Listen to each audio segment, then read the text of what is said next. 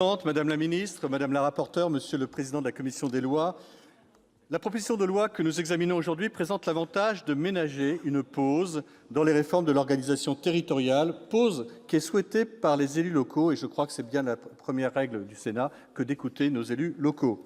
Selon le droit en vigueur, les conseillers métropolitains sont désignés à l'occasion des élections municipales, soit par le système de fléchage des communes de 1 000 habitants et plus, soit selon l'ordre du tableau de conseil municipal dans les communes de moins de 1 000 habitants.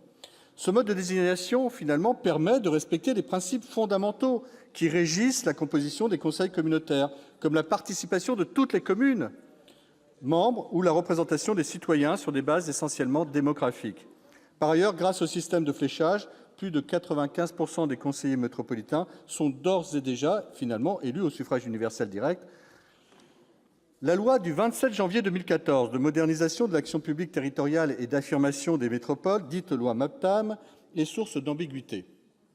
En effet, son article 54 a créé l'incertitude en demandant au législateur de définir, avant le 1er janvier 2019, les modalités de l'élection des conseillers métropolitains au suffrage universel direct. Le rapport qui a été remis par le gouvernement, soit 3 ans après l'adoption de cette loi, dégage 3 pistes de réflexion. Le premier scénario, le gouvernement prévoit la coexistence de 2 collèges distincts au sein d'un même conseil métropolitain. Le deuxième scénario, les conseillers métropolitains resteraient élus dans des circonscriptions communales, mais les élections municipales et métropolitaines seraient dissociées. Enfin, le troisième scénario apparaît proche du scrutin existant pour les conseils régionaux. Le conseil métropolitain serait élu à la représentation proportionnelle avec une prime majoritaire dans une circonscription unique, mais avec des sections électorales communales. Que d'ambiguïté. Monsieur le ministre, enfin Madame le ministre, excusez-moi, mes chers collègues, au système actuel pour l'élection des conseillers métropolitains, personnellement, je préfère le précédent, qui laissait la souplesse aux conseils municipaux de désigner de nouveaux représentants au sein des conseils communautaires en cours de mandat. Par exemple, un maire qui était nouvellement élu aujourd'hui est dans l'impossibilité de siéger au conseil communautaire dans la mesure où il ne figurerait pas dans le fléchage.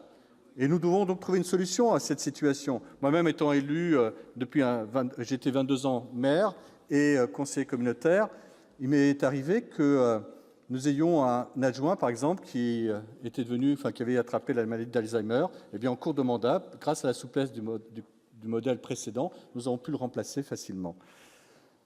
Aujourd'hui, les choses sont beaucoup plus compliquées du fait de voir figé par le fléchage la désignation au sein du Conseil. Mais pour autant, la proposition qui nous est faite aujourd'hui présente 2 avantages. D'une part, elle écarte le risque d'assimiler les métropoles intercommunales à des collectivités territoriales.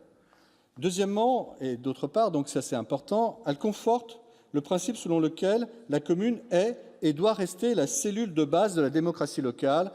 Et pour revenir sur ce qui a été dit par mon collègue précédent, moi je pense que quand il y a un problème dans la voirie, c'est quand même le maire qui sera le premier interpellé. Et on le sait tous pour l'avoir été, et c'est pas toujours facile d'y répondre. Aussi, il faut conclure, chers collègues. Considérant que le texte qui nous est soumis aujourd'hui a le mérite d'apporter une stabilité attendue, eh bien, le groupe des Indépendants approuve l'abrogation de l'article 54 de la loi MAPTAM et votera avec enthousiasme en faveur de cette proposition de loi.